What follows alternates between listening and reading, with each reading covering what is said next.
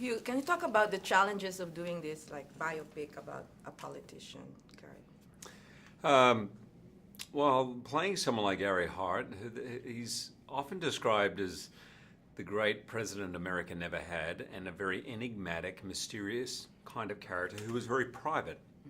It's an unusual kind of personality trait to have for someone who was running for president, but that was who he was, and of that era where talking about your private life and things away from politics just didn't come naturally. So when playing someone like that, doing him justice, being able to show his brilliance as well as maybe showing that sort of mercurial, enigmatic side was really challenging.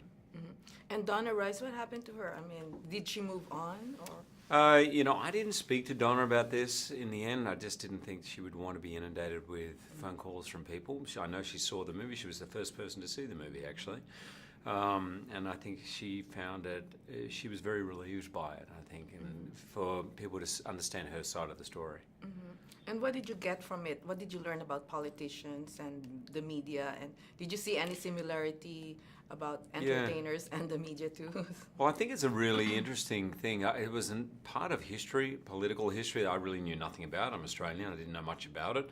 I think I remembered something about monkey business, but not much. But actually, by examining this 3 weeks, it was a huge turning point, particularly in the coverage of politics by the press and the relationships between press and politics. It was a big turning point that may kind of give people a bit of an understanding of how we got to where we are today. It is in some ways similar for politicians and celebrities now, I suppose, or actors. Certainly I remember, and this is coming from Gary, who was very good friends with Warren Beatty, and he would say, well, it's nothing like what it is for you. You have paparazzi following you around all the time. That's with politicians. It's more about our policies. But of course, as we know now, it's in some ways very similar. I don't feel that. I don't feel suffocated by it. But his particular personality type, who was very, very private person, it was very difficult.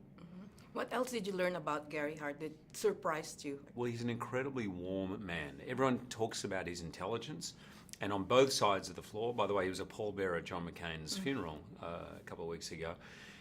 Often regarded as one of the best politicians of the past 50 years. But he's incredibly warm and very kind and loyal, and he had all of his staff that were there at that 87 campaign flew in to watch the movie with him in Colorado from all over the country, just as a sign of how close they were, how much they believe in Gary. And we've become friends, and he's got a great sense of humor, and he mixes a pretty mean martini, I have to tell you. Do you think you would make a good politician yourself? No, I don't think I'd be good. Why not? As soon as you sign up to be a politician, you've got to kind of admit that immediately half of the country hates you, right? Maybe half like you and half hate you. I just wouldn't be good with that. I think I'm too thin-skinned. What do you think of entertainers going into politics? I think it's great. I'm a big believer in civic duty. Actually, it's something I learned from Gary. He said the backbone of any republic is civic duty, and he believes that's something that has really been lost. JFK famously put it in the "Ask not what your country can do for you, ask what you can do for your country." And Gary feels a lot of that is lost. I think in whichever way you want to give back to your country, whatever thing you have to give, I think that's really important. Politics is not for me, but if another actor, it's for them, fantastic, And how relevant is this movie, and what do we learn from it? I think it's incredibly relevant now. I think we are in a world where many people have woken up going, how do we get here?